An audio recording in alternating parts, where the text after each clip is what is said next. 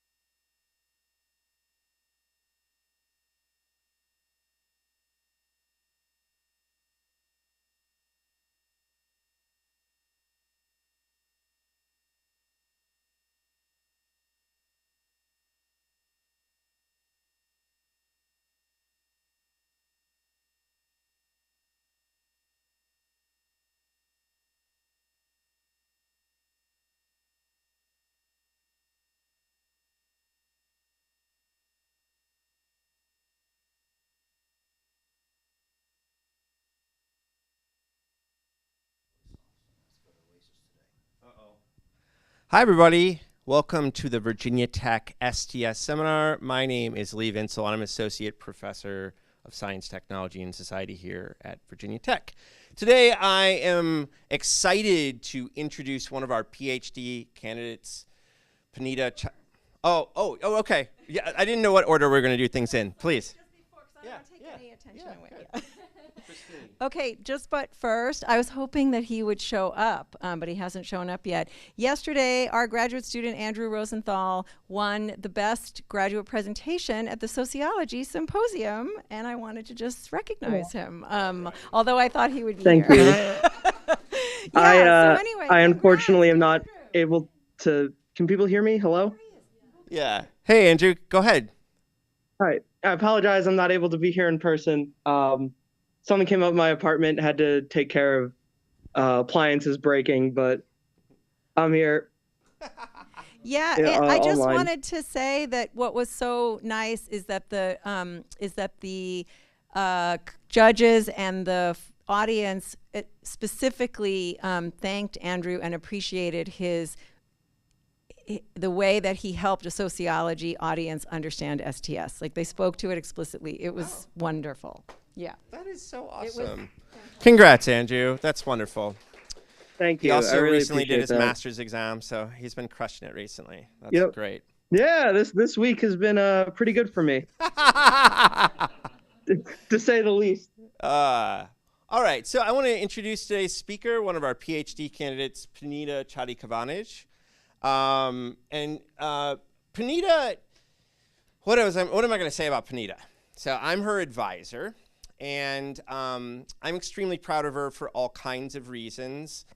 When I was thinking about how I would kind of characterize Panita, I think what has always struck me is her incredible professionalism, is that if she says she's going to do something, she just gets it done and really nails it. And she reminds me of other students in our program like Lois and Oliver, who are just like consummate professionals.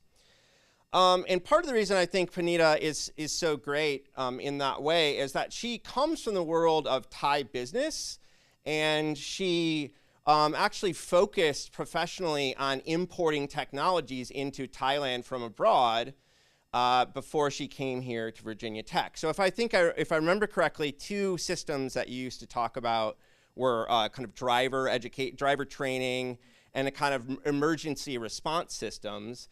And so when she came here, she was very interested in thinking through how Thailand adopted technologies and was actually initially thinking about doing one of those two systems.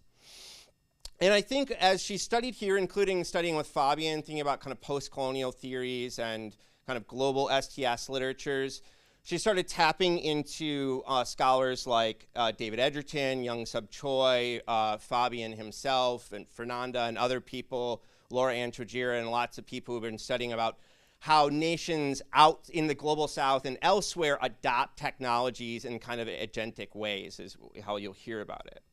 Now, going back to emergency response, her work was upended. First, she got here in fall 2019. right before COVID hit, and then made the decision to go back pretty soon, as soon as she could, for family reasons and others. And then she had a child, and so there's been a lot going on in her life, and yet this kind of amazing professionalism and just excellence has continued to shine through in the way she's managed to get things done. So I am tremendously proud of Panita in this moment. She's going to defend her dissertation. She came back from Thailand for this talk and to defend her dissertation on Monday. And so I'm so excited to introduce her, to give her talk, Teacher in a Box, Satellite Television and the Evolutions of Distance Learning in Thailand, 1995 to 2024. Panita. Okay, it's turned on, right? Okay, so thank you so much, Lee. That was very nice. And okay, I'm gonna start now. Say good afternoon, everyone. So thank you for joining me today. So I'm Panita, and I will be presenting my dissertation titled Teacher in a Box. My research examined how Thailand transformed imported technology, satellite technology, into a distinctly Thai educational tool persist through changing technological landscape and was revitalized during COVID-19 pandemic. So the title Teachers in a Box refer to a Thai term, kru tu, literally means cabinet teacher, a term that rural Thai students and teachers came to describe the television set through which they receive education from distance teacher. So in the early days, this television were encased in a steel cage box-like cabinet to prevent theft. So Kru Tu is at the heart of Thailand distant learning television, so DLTV. Sorry, something is happening to my presentation. It's not working. Is it not changing? Yeah, it's stuck here. Okay, let me see something real quick.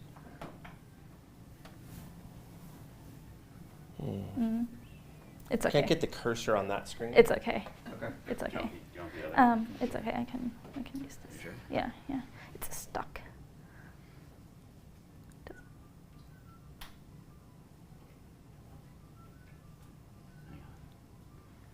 There you go. Okay. Cool. Okay. Sorry about that. So, Kru Tu is at the heart of Thailand Distant Learning Television, or DLTV, an educational system that uses satellite television to transmit broadcast lesson from broadcasting classroom in Wang Klai Kangwon School, a school privately owned by the royal family in Thailand, to thousands of remote classrooms across the country. It was launched in 1995, so DLTV leveraged satellite technology to aim to overcome geographical barrier, bringing standardized education to areas facing teacher shortages and also mismatched specialized teachers. Therefore, in this dissertation, I decided to follow the evolution of the DLTV system.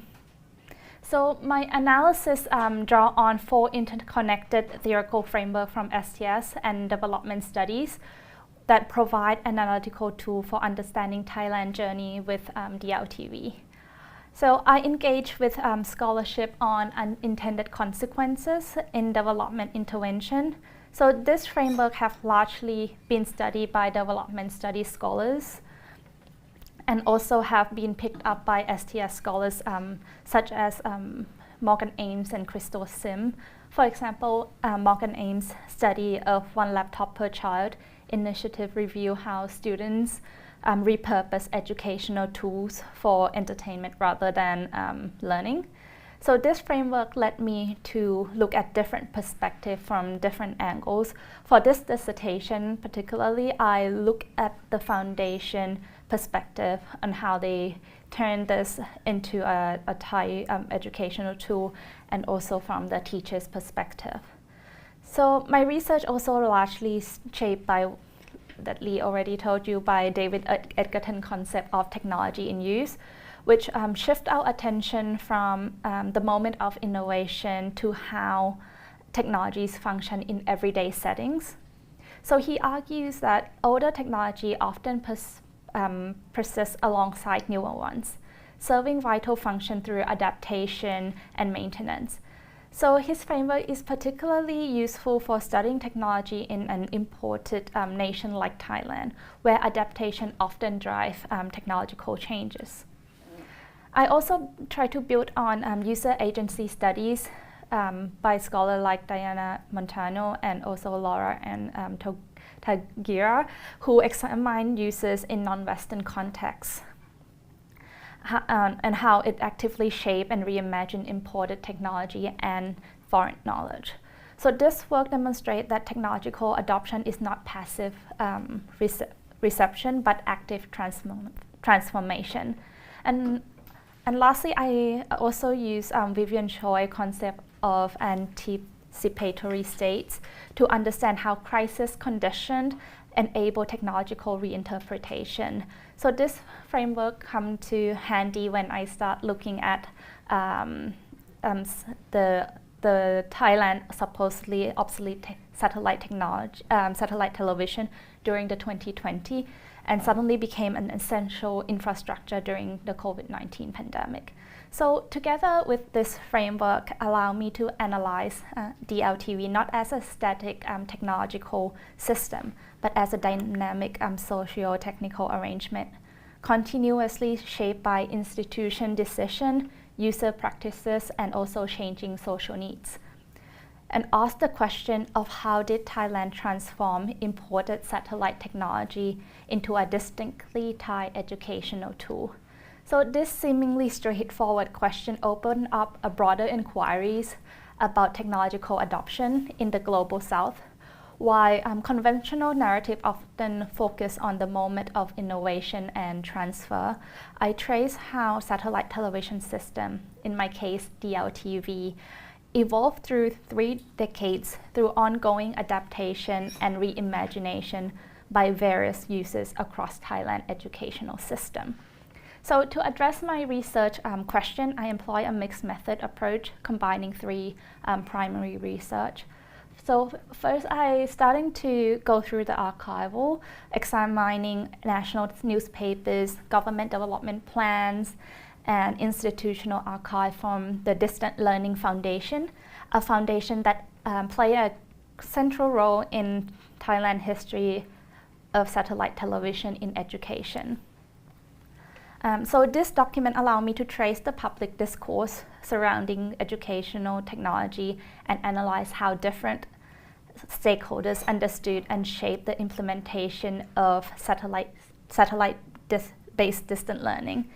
So second, I started conducting oral history interview with key stakeholders across organizational hierarchy, from executive leadership to the rural teachers who use the system in the classroom. So I started this interview by using my personal connection, then used the snowball effect to fill in the gaps. Through the snowball effect, I was lucky to be able to connect to the current principal at Wat Sarakul School, which is my main case study in my dissertation. The school is on Gokret Island near Bangkok. They have been using DLTV since its inception. And you will be able, I will tell you more about it later, but they've been using it and then stop using it and then come back to it later. So the project, so the principal at the school referred me to the people who were directly involved in the project and allowed me to observe the school for the day. So this observation allowed me to document both physical infrastructure and the teaching practices that emerged around the technology. So following my introduction, I provided a historical background examining Thailand education evolution from traditional temple-based learning to democratization to technological integration. So the core analytical chapters are chapter 3 to 7, examine 5 aspects of the DLTV development. So the first one is the framing of the initiative, and then the design of the broadcasting classroom, And chapter 3 examines the teacher manual as mediator between foundation and the users. And the fourth one is the user innovation, which focus on Wat Sarakul School. And then the last one, DLTV revival during the COVID-19. So this follow a chronological order from its early day, from being a pilot project hosted by the Ministry of Education to becoming a foundation, and then to when they expanded and adapted to the age of personal computers and internet, and finally DLTV at the age of COVID-19. So for the purpose of this seminar, I will take you through the Thailand educational journey, then focus on chapter 3, 4, 6, and 7. So understanding Thailand's educational journey is important for appreciating DLTV's significance in its broader historical context and cultural context. So unlike many Southeast Asian nations that experience direct colonization, Thailand has maintained formal independence while selectively adapting foreign educational approach. So Thailand education took 3 dramatic turns in its history. So the first one was during the absolute monarchy. The second one was during the democratic transition after the 1932 Siamese Revolution. And then it took another dramatic turn during the 1990s and the 2000s when it took a technological turn. So traditionally, Thai education centered around 3 spaces: Wat, Wang, and Ban. So Buddhist temple, palace, and home. So Buddhist temple served as the primary educational institution for commoners, where young men could spend time as resident learning how to read, write, and also while studying Buddhist scripture. So education for the elites occur in the palace, where children of the nobles and the royal family members receive instruction in administration, arts, literature, and statecraft. Meanwhile, home provide a practical education, particularly for women. So modern education reform began under King Mongkut, or King Rama IV. He reigned during the mid-19th century. So he initiated Western education within the royal court. So if any one of you know the movie The King and I, that was him. And the movie was made from Anna Leonin, autobiographical, Anna and the King of Siam, though various elements has been questioned. However, what was true was that King Rama IV hired a Western teacher to teach English, math, and Western etiquette to his princesses, and also his concubines. So his son, King Chulalongkorn, or King Rama V, who actually had the lessons with the Western teachers, he reigned during the late 19th century and early 20th century as well. So he expanded this reform by establishing Thai's first standardized curriculum in 1897. As a result of the push and the standardized curriculum, several schools was established during the time. So it started with a school in the royal in the palace, and then expanded slowly outside, including Suan Kulap School for the noble family and the royal official. It was there to get the kids out there and then feed into the royal court again. So, but also there was a first public school that was established during this period, but in the Buddhist temple. This public school was particularly for commoners. So they were slowly expanding outside, but still in a very much in the traditional spaces. So historian David Edgerton argues this educational reform were part of a broader strategy and strengthen central authority and create a modern bureaucracy. So this history will actually shape the way the current royal family involved in the project as well. So bear with me. So in the 1932 Siamese Revolution, the revolution that brought democratic aspiration to Thailand, moving away from absolute monarchy, Thailand now operates under constitutional monarchy with a parliamentary democratic system. Led by Western educated intellectuals who overthrew absolute monarchy, the revolutionary reimagined school as site for creating democratic citizens rather than royal subjects. So the 1932 National Education Plan emphasized on universal access to education regardless of social status.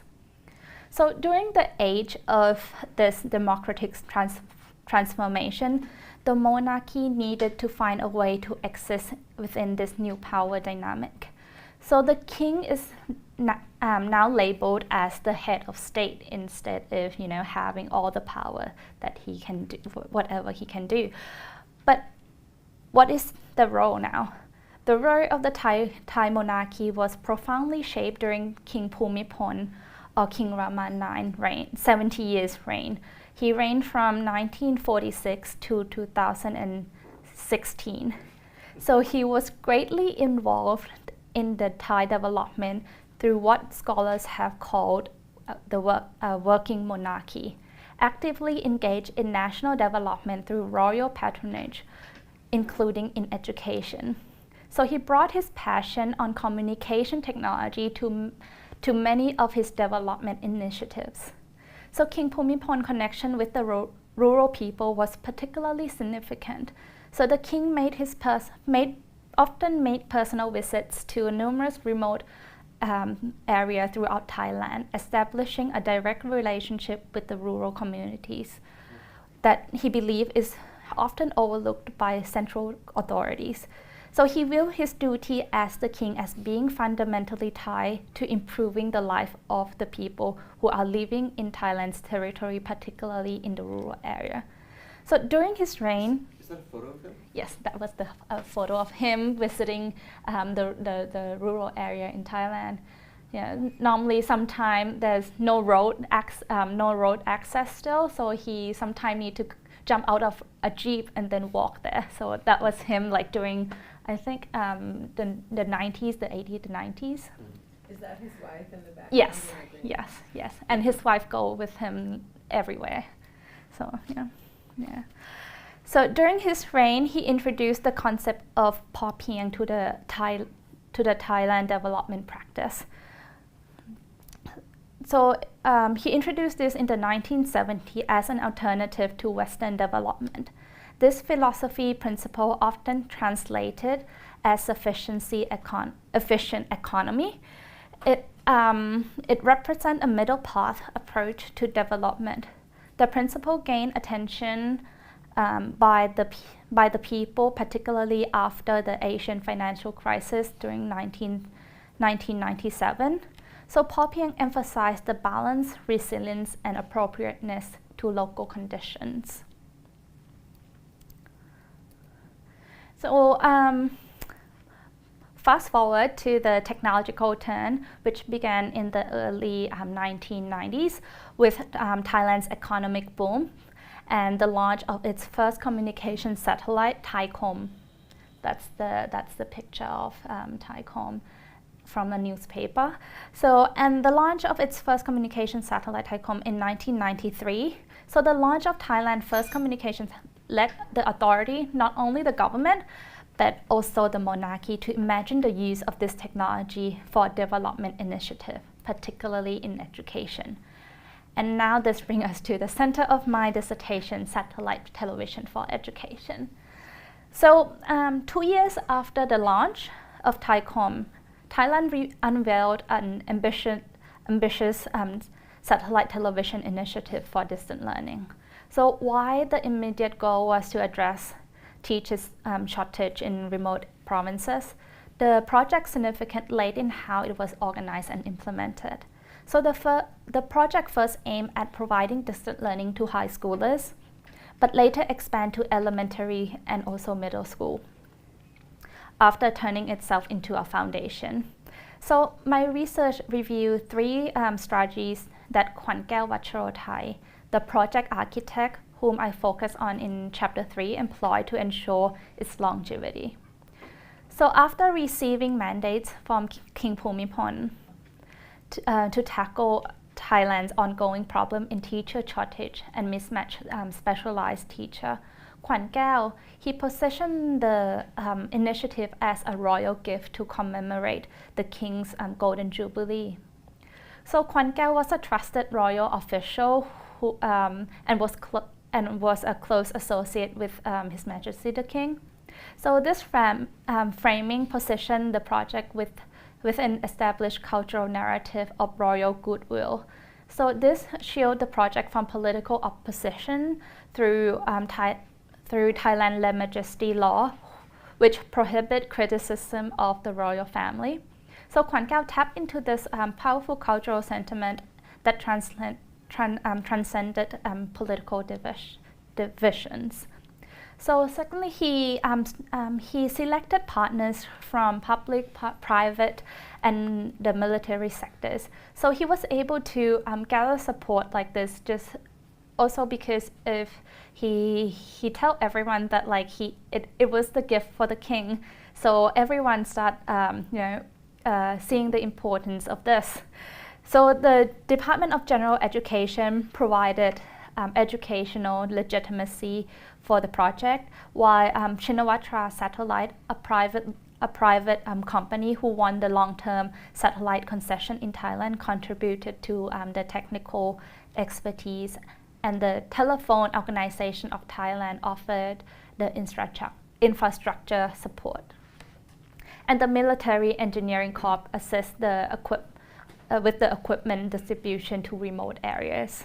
So this coalition created a network that could withstand political changes in Thailand that always happen and still do. And third, he established a foundation structure that insulate the project from routine political processes. So unlike typical government department, subject to shifting political priorities, the Distant Learning Foundation operated under greater autonomy while maintaining connection to state resources. So this strategy demonstrates how technological projects in Thailand necessarily operate through established cultural institutions rather than purely technical consideration. By embedded satellite technology within Thailand's distinct political culture, Kwan Kaew created a condition for its acceptance and longevity. So come to the system itself. So the DLTV system is a live broadcasting program. Wang Klai Kongwon School. So Wang Klai Kongwon School was selected as a broadcasting studio for several reasons because it's owned by the king, and also Kwan Kaew was the director of the school as well. So it was easier for him to control, and also the power of the cultural sentiment of the royal family as well. So the broadcasting classroom is not just an enactment of the teacher, but an actual classroom that the lesson actually happened with teachers and also students in the classroom. So for example, the picture on the left is a physical education lesson was being filmed for the DLTV transmission, and also on the right is a science lesson. So they don't film in a fancy lab, but in an actual classroom, which I will explain later on why was that decision to do so. So when the Distant Learning Foundation transformed Wang Klai Kongwon School classroom into a broadcasting studio, they deliberately materialized King Bhumibol philosophy of Paw Piang in the design choice. So rather than creating a high-tech studio that might impress urban audiences but alienate rural viewers, they deliberately designed broadcasting space to resemble ordinary Thai classroom, particularly the rural one. So the foundation equipped each classroom with two camera and two camera only. And then they opt against professional studio lighting, relying instead of the standard classroom fluorescence. So television were placed above the whiteboard, allowing the teacher to continue using what is familiar with them. So this decision weren't merely technical, but also reflected broader philosophical principle of copying, moderation, self-reliance, and accessibility. So this approach prioritized teachers' comfort and adaptability, creating an environment that facilitated an easy transition into a distant education while remaining true to the King's philosophy of copying and appropriateness to local condition. So copying principle also reflected in the design of the teacher desk in broadcasting classroom. So this setup was designed to facilitate two-way communication back then in 1995. They want to facilitate an active participation between the broadcasting classroom and the remote classroom, following the foundation vision of what good education should look like, typical for Thailand during the mid-1990s. So following the foundation principle on simplicity and easy to use, they choose to equip this teacher desk with different technology that they think the rural classroom may have, or the classroom that will tap into this live broadcast may have. So for example, they have fax machine, also telephone. The telephone connection back then in Thailand was obviously better than the internet infrastructure. So they expect that the classroom will have the telephone, and also the telephone organization of Thailand is the partner of this foundation. So they expect that those organizations can improve the infrastructure if needed to. So this design choice review how philosophical principle can be encoded into the educational infrastructure. But later you will notice that this teacher desk of wanting to have two-way communication actually disappeared through times. But so moving on to the early 2000s and the late 1990s. So DLTV television reached its peak popularity during the late 1990s, but gradually faded from the prominence due to several key developments in Thailand education landscape. So following the 1997 financial crisis recovery, Thailand increasingly invests in the internet infrastructure and digital technology. So the IT 2000 policy marked a strategic pivot towards internet-based educational solution rather than satellite technology. So this shift intensified during Thaksin Shinawatra administration from 2001 to 2006, which emphasized digital platform over satellite television despite his earlier connection to satellite industry. He was the owner of Shinawatra Satellite, the one who actually won the concession. But it wasn't flashy anymore back then, so he shifted to a more of like personalized computer, and also introducing one laptop per child into Thailand as well, and was and later in 2011, Yingluck Shinawatra, his sister, became the Prime Minister of Thailand, also adapted this one laptop per child to one tablet per child initiative, which marked a complete departure from a classroom-based infrastructure to a personalized one. So by the late 1910s, DLTV had largely disappeared from national education policy discussions, continuing to operate primarily in rural area with infrastructure limitation. Many have abandoned the projects because of the supports and those kind of things.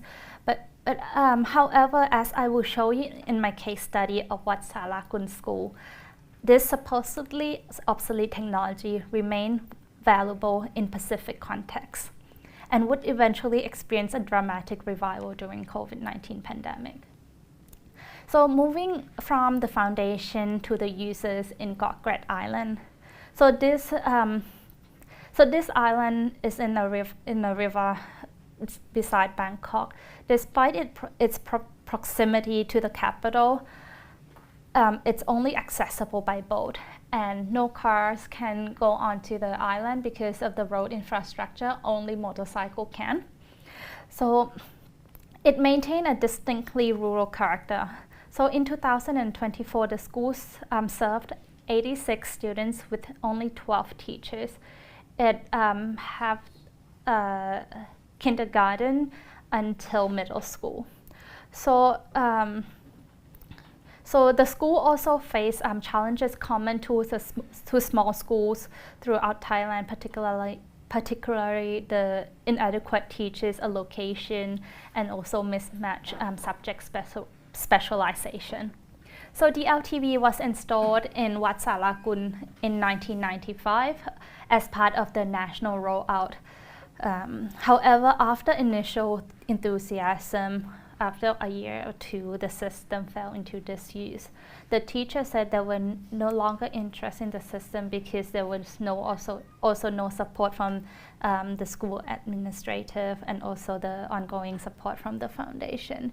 I think so. It was a national rollout. Some school used and then fell into disuse. So the resurrection of DLTV at Wat Sarakun came in 2012. So following a devastating flood that forced the school to close down for an entire semester. So when the students returned, their standardized test result had plummeted. So Principal Chairak, one of my interviewees, said that he tried to search for a solution to help his students. Instead of adopting a new technology, he discovered this dormant DLTV system that has been in his school for decades. So he saw the opportunity in using the system to help his student as the system was still approved by the Ministry of Education and also supported by the foundation. So with his school limited budget, it was of course difficult for him to imagine buying and maintaining personal computers or tablet for all his students and their teachers. So he then organized, after he thought, okay, yes, this is it, he then organized a field trip for his teacher and then go straight to Wanglai Kongwon school to learn how to implement and make connection to the foundation. Because after he can able to make the connection with the foundation, it also means for him to get the support from not only the government but also the royal family. So this revival demonstrates how educational technology don't follow a linear progress from new to old, but rather reflect complex negotiation between available resources, infrastructure limitation, and educational needs. So the school experience show how crisis condition can prompt technological rediscovery and reimagining, which also later evidenced during the COVID-19 pandemic. So at Wat Sarakun School, teachers developed ways to overcome DLTV limitation during the time. So perhaps the most striking example came from Kru Benjawan, one of my interviewees at Wat Sarakun School, who explained, quote, "I would take pictures with my phone of the television screen at points where I anticipate my student might have question or need further explanation," end quote. So this simple yet creative solution addressed a fundamental limitation of a live broadcast. So they couldn't be paused or rewind, of course, because it was a live one. So by creating a personalized review guide, combining standardized content with classrooms specific needs, Kru Benjawan transformed a one-way live broadcast into an interactive teaching tools. So told by Kru Benjawan and Principal Chira about other schools across Thailand, because they have this connection between schools that uses DLTV. So they said that some school installed a glass wall between adjacent classroom, allowing a single teachers to monitor multiple classes simultaneously. Others created dual television setup in a single classroom, maximizing the limited space and teacher resources they have. So this physical modification demonstrates how rural educators reimagine both technological and spatial arrangement to address teacher shortage in their area. So this adaptation went peripheral to DLTV development. They became central to its evolution as well. So far from being passive recipient and standardized technology, rural teachers actively shape the system through daily practices and problem solving. So their innovation demonstrates how technological development occurs not just through formal design processes, but through ongoing adaptation by users working with specific constraints, challenging conventional narrative that position in the global south as a passive recipient of Western technology. So coming to the 2017 reorganization of DLTV occurred against a backdrop of significant transition in Thailand. So the passing of King Bhumibol in October 2016, who had reigned for 70 years and served as the project patron. And also the following year, the project architect Kwan Kaew also passed away, leaving the position vacant. So this led to the appointment of General Daupong and as a privy councillor to King Ramathan. That is King Ramathan, not General Daupong. So General Daupong is a military officer and also former Ministry of Education. So this leadership transition created an opportunity to reassess both the technological approach and administrative structure of the foundation.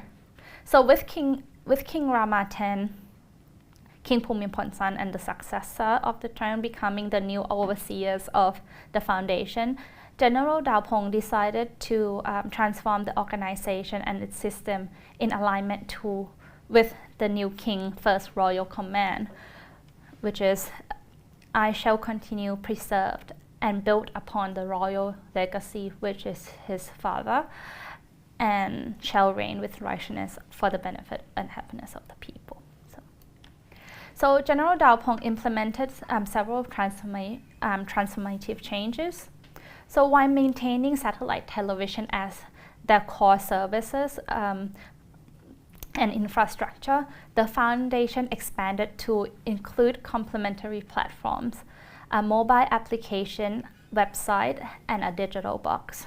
So this wasn't a replacement strategy, I would like to note that, but rather an augmentation approach that preserved the accessibility and the reliability of satellite delivery while providing additional access point. So the foundation also replaced the live broadcast function with a pre-recording content. However, still maintaining the real classroom with teachers and students and the real lesson there, but just pre-recorded so they can do editing if needed. This shift addressed one of the most significant limitations as well of the original system, the inability to pause, rewind, and replay the content at a pace suitable for different classrooms. The foundation institutionalized what began as teacher improvisation into mainstream. So this period of transition demonstrates how technological systems in Thailand remain intimately connected to cultural institution and political transition, while also how DLTV adapted through the changes. So the COVID-19 pandemic created an unreviewing moment in Thailand technological landscape, particularly around the concept of obsolescence. So when the school in Thailand closed in March 2020, the Ministry of Education initially followed the global trend by focusing on internet-based solutions. Video conferencing tools and digital learning platforms were positioned as the modern preferred approach for emergency remote learning. However, this strategy quickly revealed Thailand's persistence of digital divide. So research by Thailand Development Research Institute exposed that significant infrastructure limitation. Only 79% of households had internet access, and those internet access is not reliable or enough for a live streaming. And also with only 66% of children lack personal computers, laptop, or tablet for online learning. So sometimes, like in the rural area in Thailand, one family have only one phone or one television, one phone, or don't have like computers at all. So if they have like 3 children, they need to share the device. So in this case, what considered as cutting-edge technology wasn't universally accessible. So this crisis forced a critical reassessment of what constitutes obsolete technology.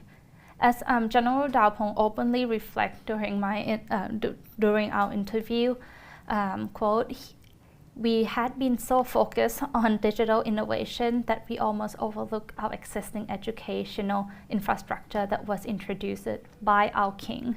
The king, end quote. So the king that he mentioned was King Rama IX, who actually involved in crisis response and also development during the 70 years in the past. So he's bringing back that sentiment again as well. So DLTV, a system many urban educators had dismissed as outdated in 2020, was suddenly reinterpreted. What had been labeled as technological backward was reframed as resilient infrastructure with national-wide coverage, familiar interface, and decades of operational experience. So the supposed obsolescence of DLTV and satellite television was reviewed as a matter of perception. So during the crisis, the Ministry of Education implemented what became known as 5-on strategy: online, on-site, on-demand, on-hand, and on-air. So with DLTV serving as crucial on-air component alongside with other access point, alongside the internet-based, the mobile application that they were built during just before COVID. So the government estimated that 80% of the students would access education through DLTV during the pandemic, a striking revival for a technology previously considered past its prime. So this crisis-driven revival challenges linear narrative of technological progress that assume newer is inherently better. The pandemic revealed how technologies deemed obsolete by urban technology often maintain crucial utility, particularly in environment with infrastructure constraints. What defines a technology as obsolete isn't just age or availability of alternatives, but rather its continued ability to meet social needs with specific context. So the resilience of DLTV during the pandemic demonstrates the value of technological diversity and challenges us to reconsider how we define and declare technology obsolescence. So sometimes what appear outdated in circumstances become essential during crisis, precisely because of its simplicity, reliability, and universally accessible. So coming,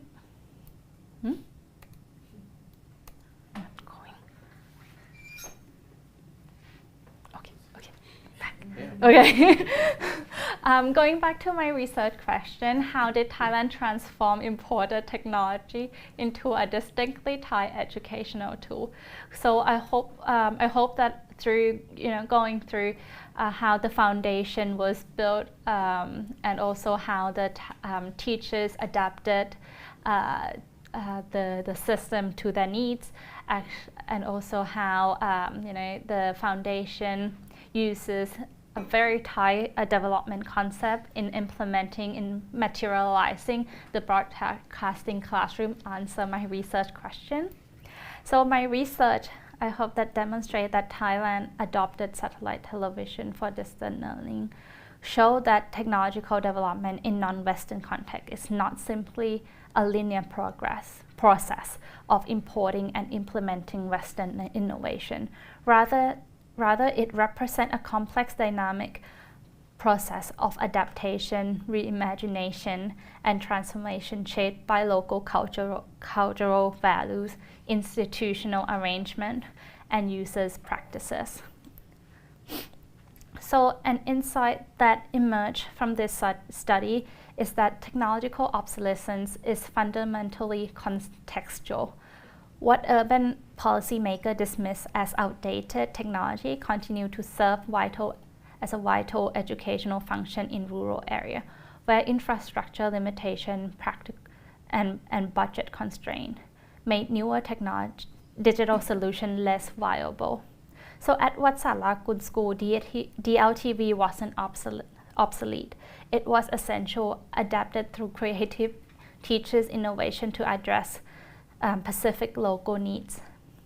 So this contextual understanding of technological relevance helped explain why DLTV could later experience this dramatic revival during the COVID-19 pandemic, when its perceived limitation suddenly became strength in a crisis that demand educational access across Thailand's diverse technological landscape. So building on this insights about contextual technological relevance, several policy implications emerges. So first, there is value in investing in innovation of use in older technology, rather than constantly pursuing new technological solutions. So I try to argue that policymakers should consider how to optimize existing system and also invest in the maintenance as well. So the success of DLTV in rural school demonstrate how technology considered outdated by urban standards can be repurposed and reimagined to meet local needs effectively.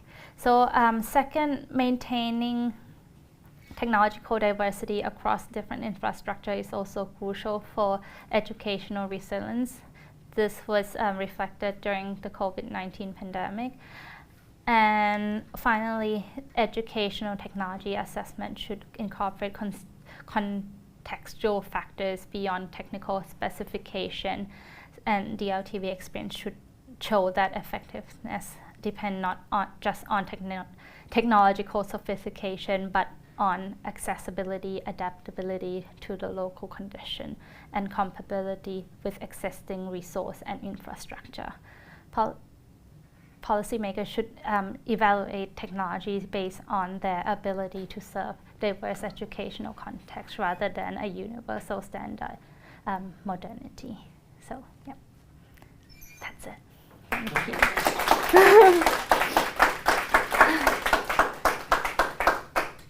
Thank you, Panita. I'm going to run the microphone. Christine, you got Zoom for me, right? Cool. Yeah, Jamie.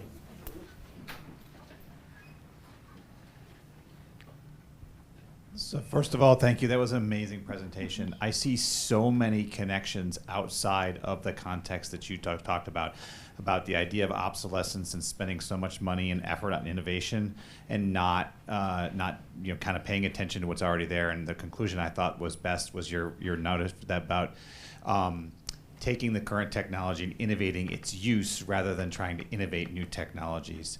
The question I have, though, is there's a cost in the maintenance of older technologies as new technologies come on, and at some point you have to make decisions to move forward with new technology or maintain old technologies.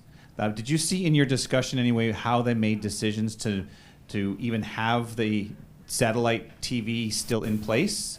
Because I can imagine a school where we've got the laptop, so we throw away the satellite or the like. How did they make the decision to keep the infrastructure even there so they could go back to it in an emergency?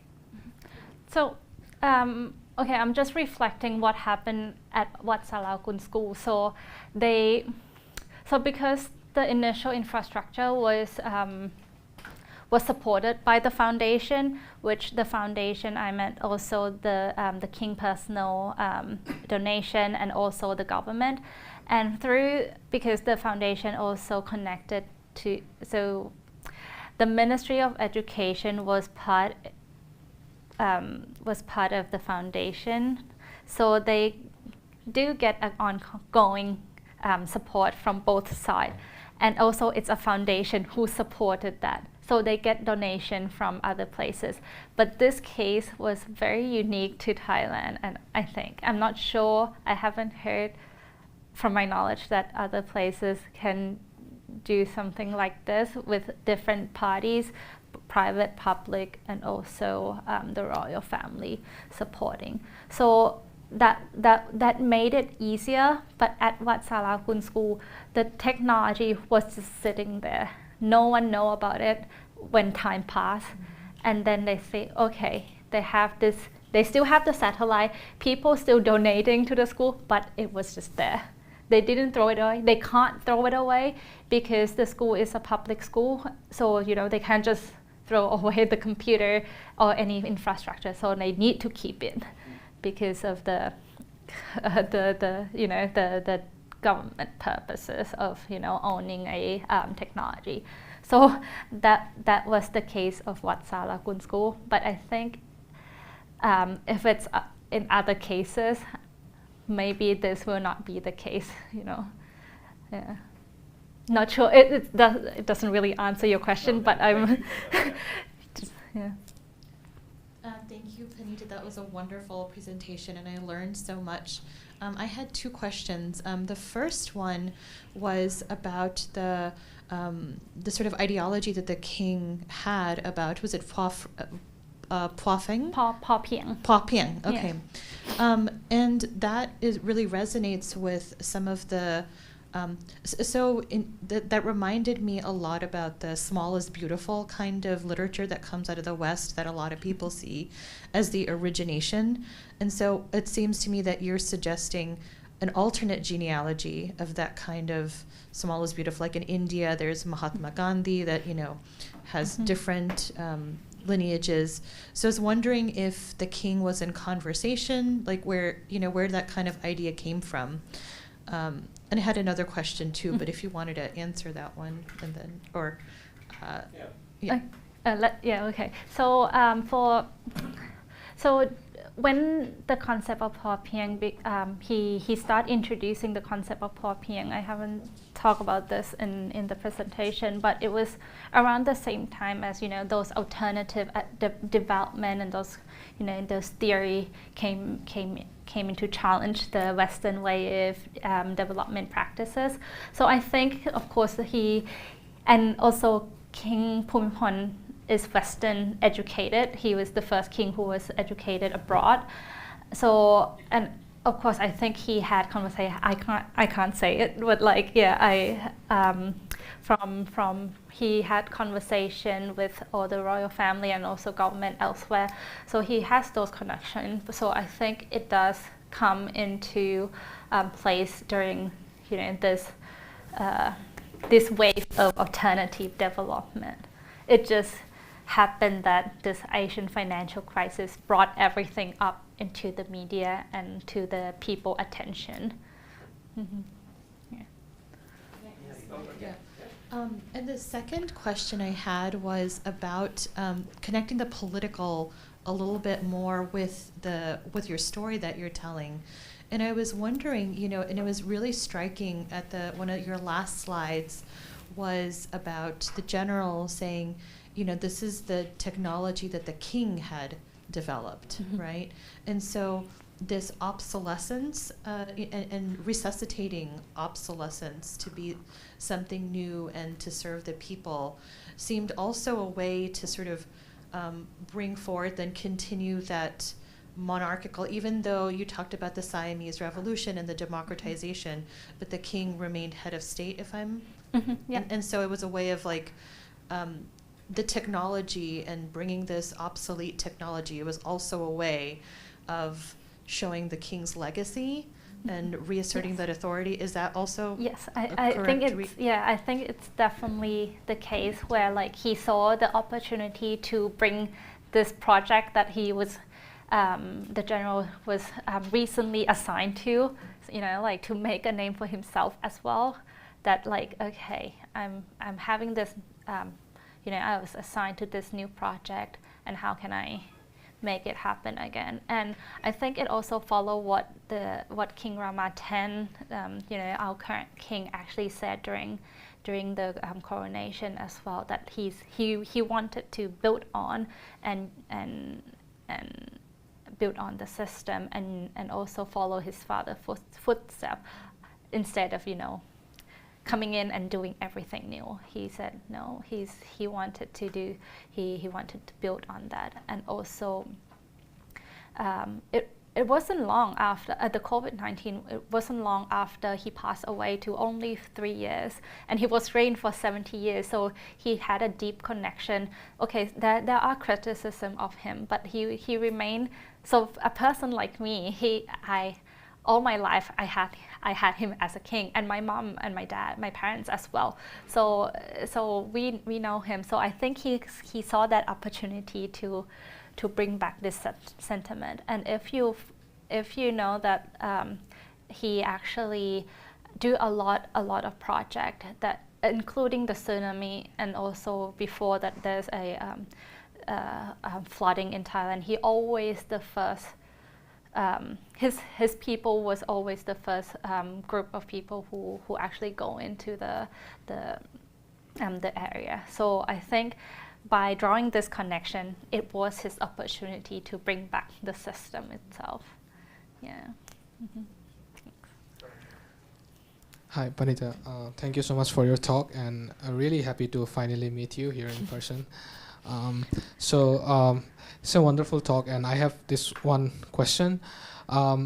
So I'm kind of interested in the initial investment that the Thailand made with the foreign countries from where they imported the technology, and then when they imported the technology, then the people who had their first hands on the technologies in your country, and their initial struggle.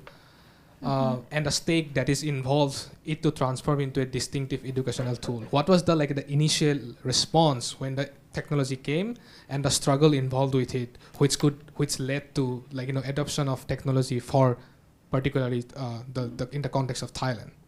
That's my question. Thank you. So the adoption of satellite itself was very long. So Thailand was renting the satellite, communication satellite and other type of satellite rather than buying a new one. We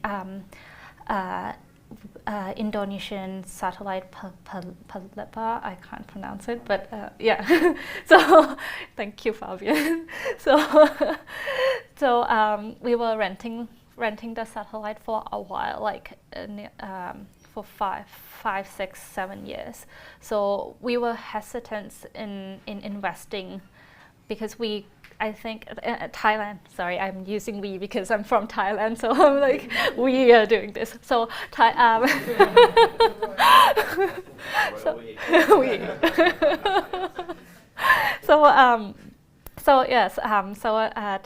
so Thailand took quite a while to think about, and also decided we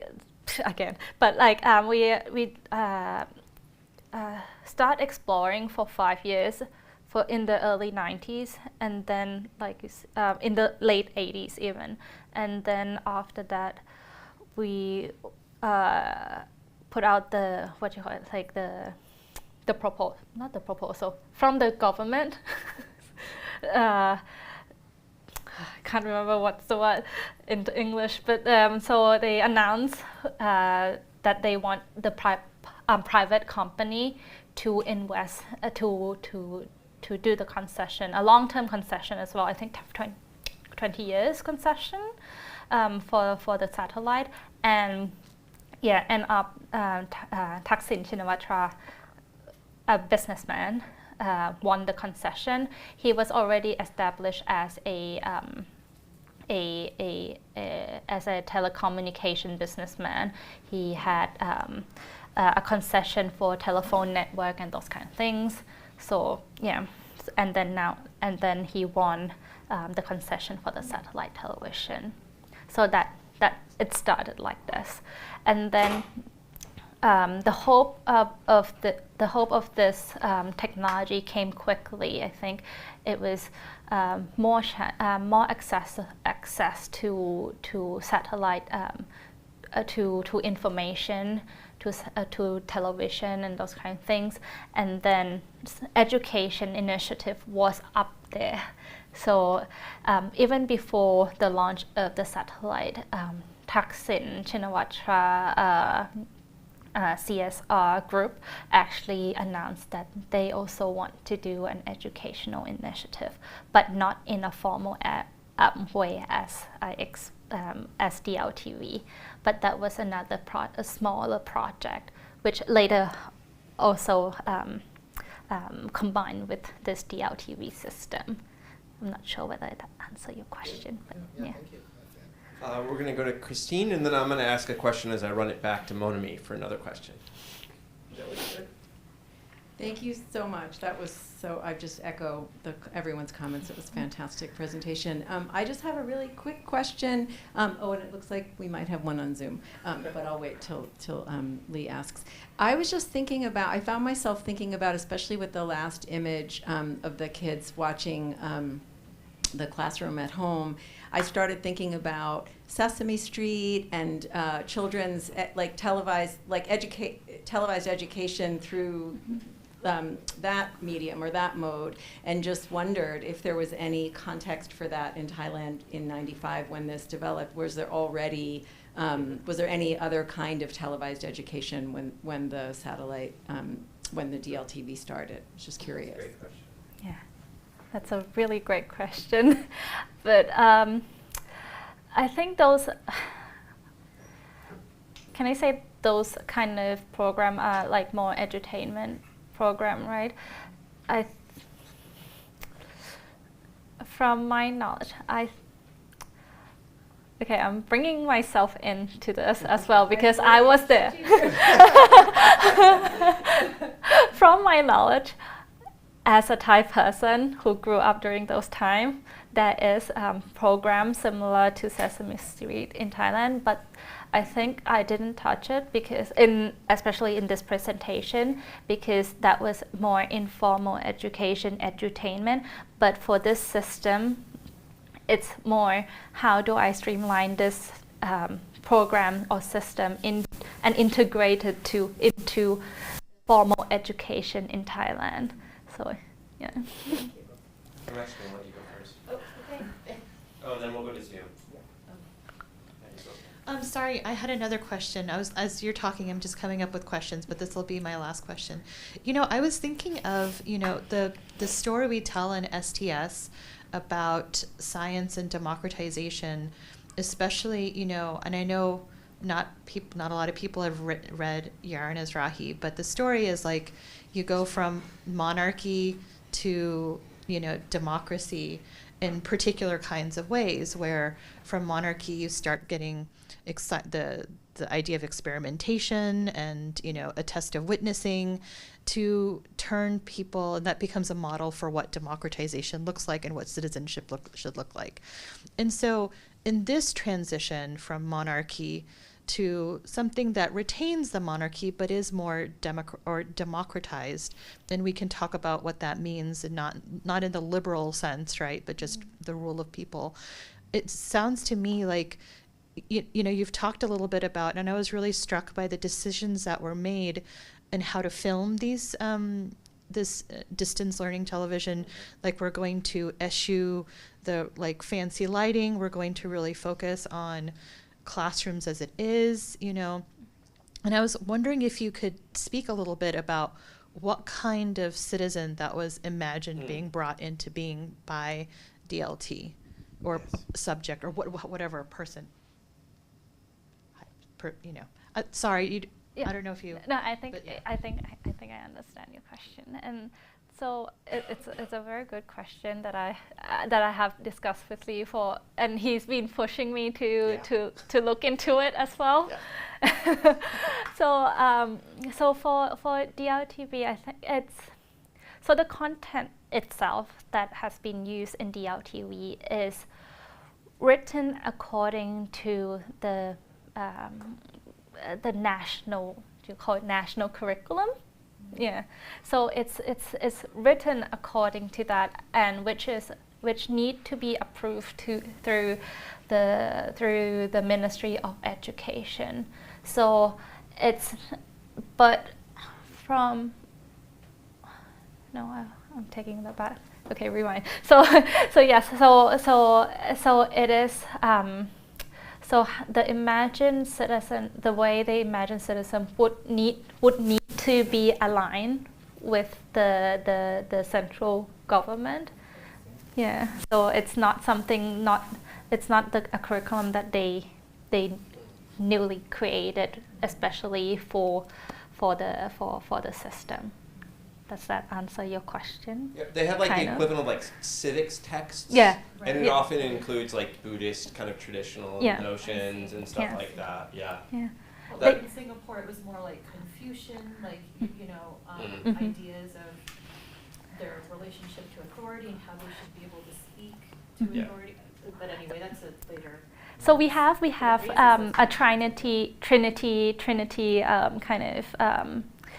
Nation, or what do you call that? What constitute as Thai, which is religion, Buddhist, the nation, and the king, the monarchy. So if that's what you're looking for, so everything feed into that. What constitute to be a Thai? Mm-hmm.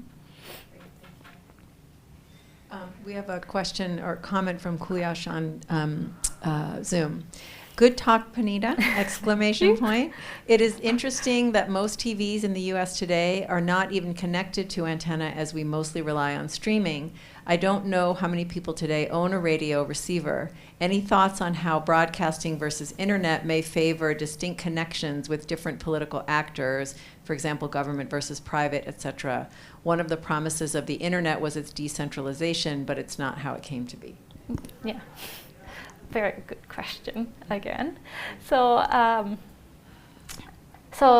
for satellite, so at the beginning, I'm just telling you the journey of it again. But like at the beginning, satellite television was a live broadcast. And also actually the chapter that I didn't talk about it here actually. Discuss about how the central standardized and then the localization of how the teacher is using the system, and also the change through times of this system as well. So as you know, satellite television is a very direct kind of communication to the people, but and at the beginning they actually wrote this manual in terms of like they really open how the teachers interact or use the system. But interestingly, when time passed, during the new transition, the new director, they decided to write this what's so-called teacher manual on how to use the system or on the application, the internet, and also the satellite television itself, on how they wrote this teacher manual, a step-by-step, minute-by-minute, on how they should interact with the educational content that is being providing. So even more control, even more control from the foundation. So it's not answering Kulaj's question directly, but I think it shows that no matter what devices or infrastructure they are using, there are these manuals or ways that the designer of the system think on how the user should use the system. Does that make sense? I'm not sure, but yeah. It looks like Gemma has a hand up online. Yeah, I talked to her all the time. Well, my name is I'm also a STS student who just graduated last year, and I'm from Thailand as well. So I just have a feedback as a Thai citizen who listen to this presentation. It's very nice because when I was a kid, I also had a chance to learn something from the satellite class during my summertime when I have no other classes at school. And it's very nice that to look as STS scholars and look at the technology and all that happened in different perspectives. And this study also made me think of other technologies as well. For example, the amateur radio that a group of Thai people still like using that. And one thing that they are still there because of the royal family support as well. So this study can apply to many other technologies. Yeah, it's very nice. So thank you for your presentation today. Thank you. That's wonderful. Thank you for that. Yeah, that was great. So my question is, I mean, we've talked about ways that you could, like, if you wanted to take this and turn it into a book, like further studies that you could do, like on students and their families and their perceptions of it. But I was wondering about the teachers, like from the teacher side of it. And one thought I had is like the sociologist Howard Becker in this New Yorker profile of him, he said that, I mean, this might be an American culture thing, but he said that everyone complains about their work, basically, and that, like, jazz musicians complain about their audiences, nurses and doctors complain about their patients, teachers complain about their students, you know, all these kinds of things. And servers complain about their customers. Totally, servers, absolutely, yeah. Bike mechanics complain about the people who bring in their bike. I mean, you know, we can keep going on, right? But I was just wondering, like, if we went to the teachers and, like, I don't know, took them to the bar or something, right? And said, like, okay, but tell us about, like, the parts of the system that, like, really frustrate you. What do you think they would say? You know, like, what are the parts of it that are, like, aggravating to them? Rather than empowering or like, you know. So there are some stories about it that I haven't told in the presentation, but there are numerous stories. It's not, you know, technology is not always perfect. Yeah. And that's what I always say when I need to to sell something to other people. No technology is always perfect. It doesn't answer, you know, it doesn't answer everything, and it doesn't really fulfill every use that they actually want. So some teacher actually said that, like, even satellite television in some part of Thailand, it's not stable. When there's rainfall, storm, it stopped working still. But sometimes it's the only choice they have, you know. Yeah. So there are those cases, and like Kru Benja one example, live broadcast, you can't pause, you can't rewind, you can't do anything with it. You need to let the lesson go until it finishes, and then you can, you know, review it with your students. So there are different kind of stories about, like, you know, there's different points that they don't like about it. But you know, for the rural area, some area, it's their only choice. Some school, they have like 20 students, and they have only 1 or 2 teachers. So satellite television, DLTV is it's helping them, even though it's not perfect for them. So yeah, that's what they said to me. Some of them said to me. Yeah, and over here? Oh yeah. So Thank you, Panita. That's very wonderful, and also, like Jitiman said, it's nice to meet you in person. Yeah. So, kind of Lee's question, like, also inspired me for another following question about maybe we can call it the shortage of teachers or the shortage of like kindergarten to high school teachers as the issues in Thailand. I'm not sure whether that's an issue in Thailand, but because your case remind me a lot of case about like teacher in the rural area, teacher in the conservative area, or just like teacher like in a super remote area. So I think my question will be like, what's the labor market of high school, middle school, kindergarten teachers in Thailand right now? Like, is there some kind of like is most of the teachers there that just like concentrate in the big city, and when you come to some like a more remote area, then there's nobody want to be there to be a teachers. That's one question. And another one will be, because you also mentioned about people used to learn their knowledge from temple or at home. So just curious about how all these kind of different ways to learn or to be educated are certified by the public school system or are certified by the government. Yeah. Actually, so that's two questions. That's okay. So for the first question, so yes, I think it's like everywhere. It's like this, where there's a shortage in the rural area or in the remote area. So in the case of Thailand, the number of teachers is not that low.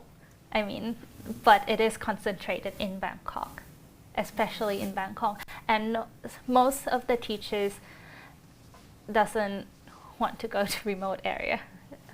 Because remote area in Thailand sometimes meaning no road access, some of them are at the end of the electric line. Sometimes it's like that, and some school doesn't have electricity, and you know when they are recognized by the foundation DLTV, they do bring the electricity along with them. You know, like once they want to donate the television set, they need to bring the electricity as well. So that's the job. That's why the foundation bring in many stakeholders into the foundation to make it work. And I think it only worked in Thailand in that case because of the king back then. So anyway, so the second question.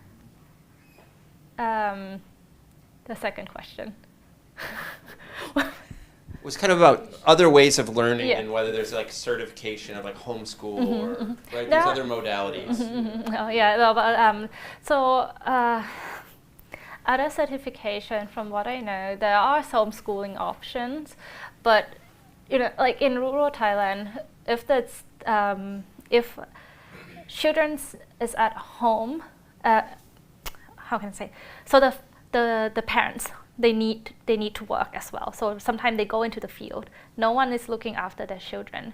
So homeschooling sometimes is not an option for them, if that makes sense to you. So there is certification, but homeschooling often picked up by, I would say, wealthier people, because they can afford staying at home and teach their student, or they can find other people to help teach those curriculum.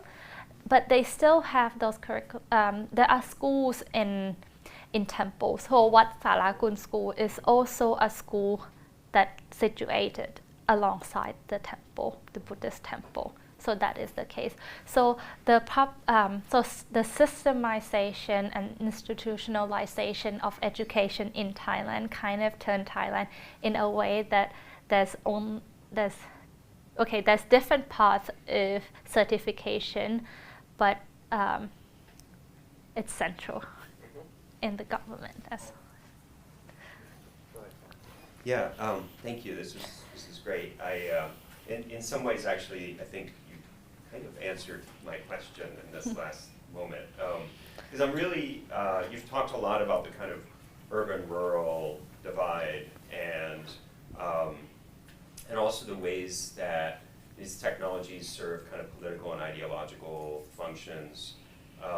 So it seems that there's a kind of way in which this technology serves as a kind of extension of state power into the rural areas, and I was particularly intrigued by this sort of early image that you showed of the king going out into the rural communities, and then we have this extension of kind of the king's technology coming out into the rural technologies. And I was just wondering if you could talk a little bit more about the ways that this system serves a kind of state ideological function in the crafting of a kind of democratic monarchy, and how this sort of technology is working to kind of hold the state together, and to extend centralized power,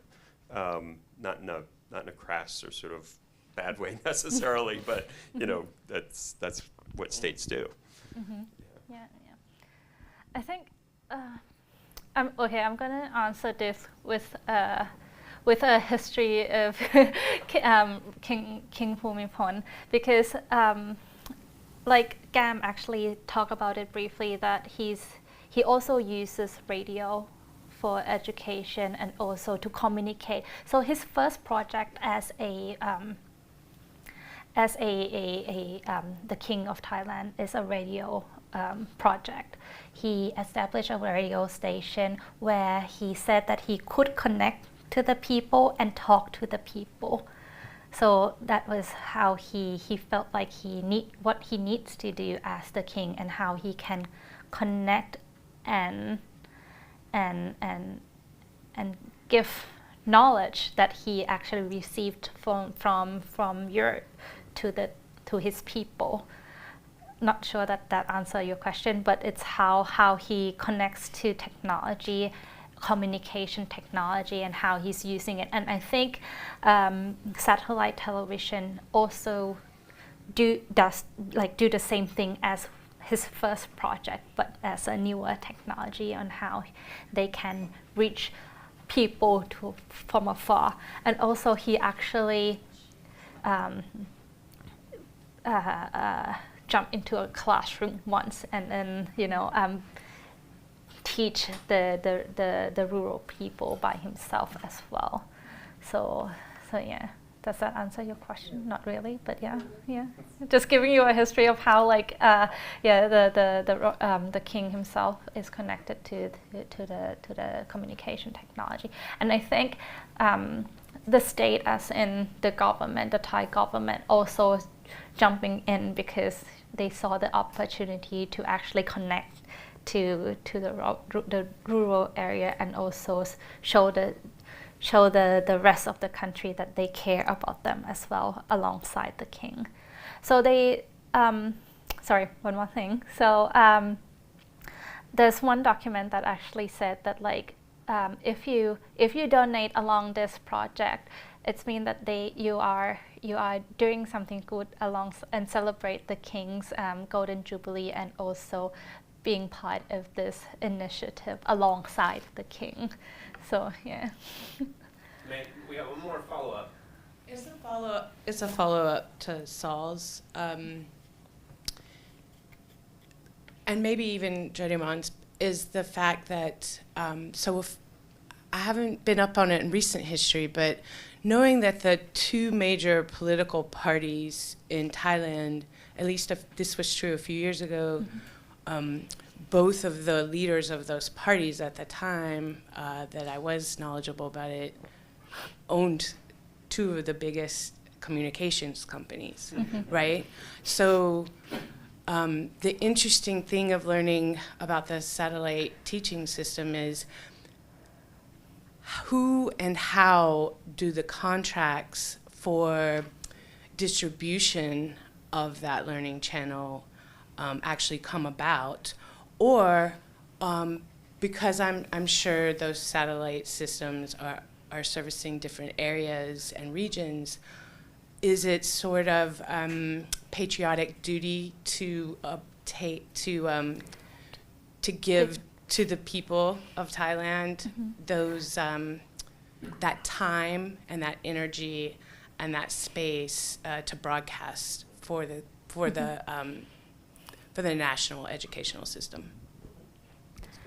So during the time, like I said before during my presentation, that Kwan Gao, the architect of this system, actually used the Golden Jubilee as the thing that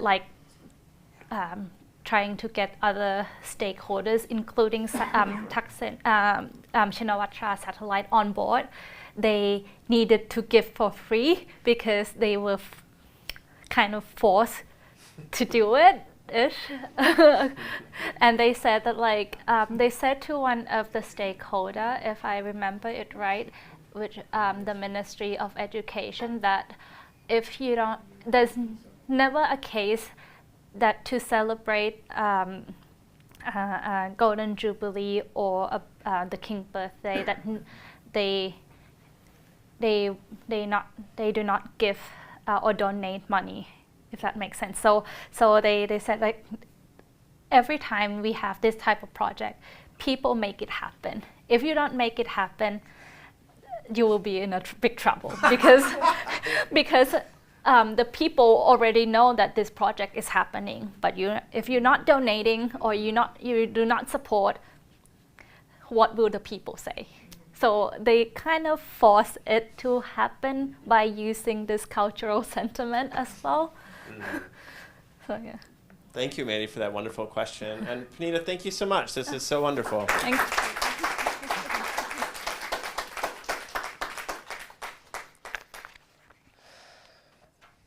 Bye, folks. Thank you for tuning in to the Virginia Tech STS seminar. Bye.